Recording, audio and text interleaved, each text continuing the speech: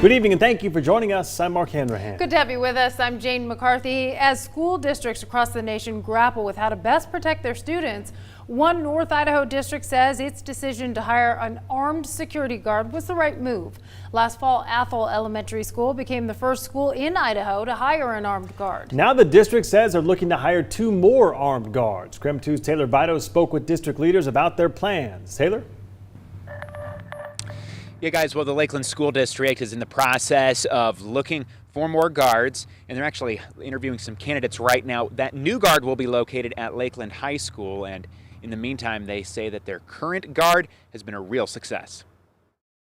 So far, so good. It's awesome. That was Mike Hogan talking with us last fall. At the time, he was the newest staff member at Athol Elementary. It's such a great honor to be here, to be the first one in this position, and you know, I'm looking forward to being here many years. And it looks like that will be the case. You heard him mention it there, but Hogan is believed to be the first armed guard at a school in all of Idaho, and district staff say he's fitting right in. Yeah, they love him up there. Hogan provides not only peace of mind and security, but he's also part of a support team designed to mentor struggling kids. He's really been intentional about building relationships with them, so I just know they have somebody in their corner. Hogan, who spent 20 years as a cop, is also trained to de-escalate situations. And the district says he's come in handy on just a couple of occasions when an upset parent showed up to the school not happy with something. When you've got an office full of women, it's just sometimes nice to have a man there who can kind of help people check themselves a little bit. Lakeland says it hasn't received a single negative comment about Hogan or their armed guard plan. Now, thanks to a voter-approved measure, they'll be hiring 2 more guards. Candidates that will be stationed at Lakeland High are currently being interviewed, and another guard for different schools will be hired for the fall of 2020. Based on what Hogan has said, it certainly seems like the district won't have a hard time finding him colleagues. And the new guard will start working at Lakeland High School next fall. The guard that's hired the year after that will work between Garwood Elementary and Twin Lakes Elementary. Live in North Idaho, Taylor Vito, KREM 2 News. Taylor, thank you. We are learning new information about a shooting in East Spokane County last night. The Spokane County Sheriff's Office says a man shot his neighbor before taking his own life. That neighbor is in critical condition at this hour. The Sheriff's Office now says it all started with a road rage incident several hours earlier in the day. So here is a timeline of what the Sheriff's Office says happened yesterday. At around 4 p.m., deputies responded to a call about road rage on East Bigelow Gulch Road. Investigators say the suspect followed people to his neighbor's home after they said he cut them off. The suspect left a short time later and was given a misdemeanor for threatening them with a gun. Then around 6 p.m., police say the victim called 911 saying he had just returned home and that same neighbor he argued with earlier in the day had shot him. The suspect went back to his house where a deputy tried talking with him. Moments later, the sheriff's office says the suspect took his own life. And tonight, we're still waiting to learn the names of both men involved. Again, the victim is in critical condition tonight. We are tracking some breaking news out of Virginia at this hour. A gunman shot and killed 11 people at a public building near the courthouse in Virginia Beach. Police then shot and killed the gunman. The shooter was a current longtime city employee. At least 6 others were wounded, including a police officer. Virginia's governor just called the mass shooting the most devastating day in the history of Virginia Beach. We will stay on top of this breaking news story throughout the night and on KREM.com as well as on KREM 2 News. Well, the Spokane Valley woman who survived a stabbing back in April now says she's a victim of a scam. Melissa Robertson was approached by old high school friends, she says, offering to oversee donations to help her family. It has been nearly a month and she says she hasn't seen a penny. KREM 2's Amanda Rowley shares her story tonight. In April, Melissa Robertson survived being stabbed by her estranged husband in her own home. He left her with 62 knife marks. Now she's focused on moving forward. An old high school friend of Missy's contacted her after this tragic incident, offering to help coordinate donations. There was a Facebook page and there was a meal train that was started, so people were bringing us dinner every night. The Facebook fundraiser for Missy and her son raised just over $1,200.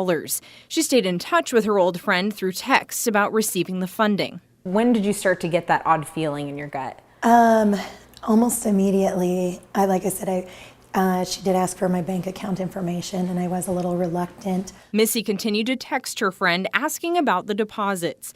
She says it seemed like there was always an excuse for why she wasn't seeing the money in her account. Days, and then days turn into weeks, and nothing's received. You never saw any of those donations, right? None, not from either the Facebook or the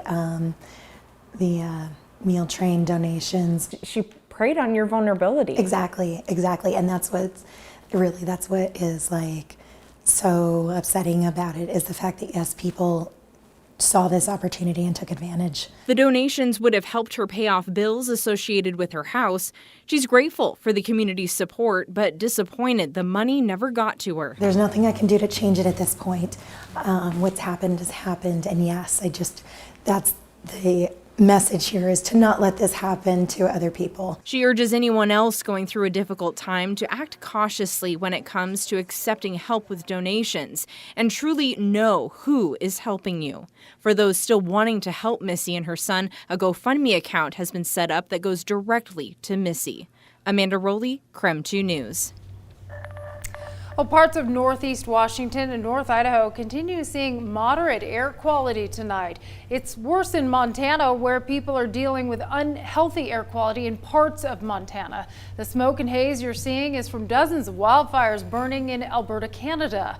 Firefighters there say hot, dry, windy conditions are making their job especially challenging. So going into the weekend, we know a lot of you want to know when that smoke is moving out of here. Tom Sherry in the Weather Center now with more on that. Hi, Tom. Well, I think the winds over the weekend will help move it out. It hasn't been much of a bother in Spokane, but as you mentioned, especially over in western Montana, that's where it really has been a bother, and certainly hazy across areas of northern Idaho. And more storms is what we're seeing right now. Gosh, we just have started a trend here, haven't we, where we've had late afternoon and early evening thunderstorms. Once again, they're across areas of north central, northeastern Washington, north central Idaho. They're all moving from north to south. Here's a closer view. Some of the strongest storms have been up in Ferry County. You can see the storms are also east of Kettle Falls and Colville. Storms just north of Newport. Looks like a little northwest of the Sandpoint area.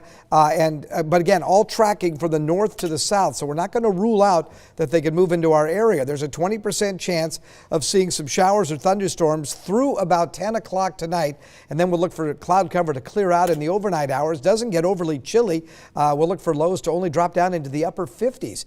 Then Saturday's high will be 84, 86 expected on Sunday.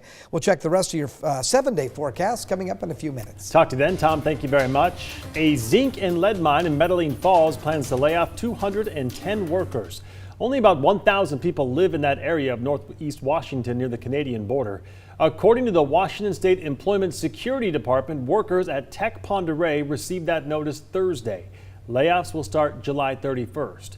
Our Shayna Waltauer spoke with the mayor about what he thinks will happen to the town, and she's working on that story for KREM 2 News at 6 tonight. The Food and Drug Administration took its first step toward regulating CBD. Today, the FDA held an all-day hearing, which was live-streamed for the public.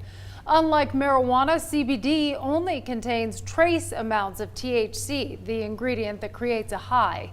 Marketers promote it as a remedy for everything from pain to insomnia, but researchers say the science is still undecided. There is significant confusion in the market. Businesses don't know what is legally permissible, and some are making health claims in the absence of clear regulatory guidance. For now, the FDA says CBD is not allowed in food and drinks, but some states like Washington, Oregon, and Colorado do allow it.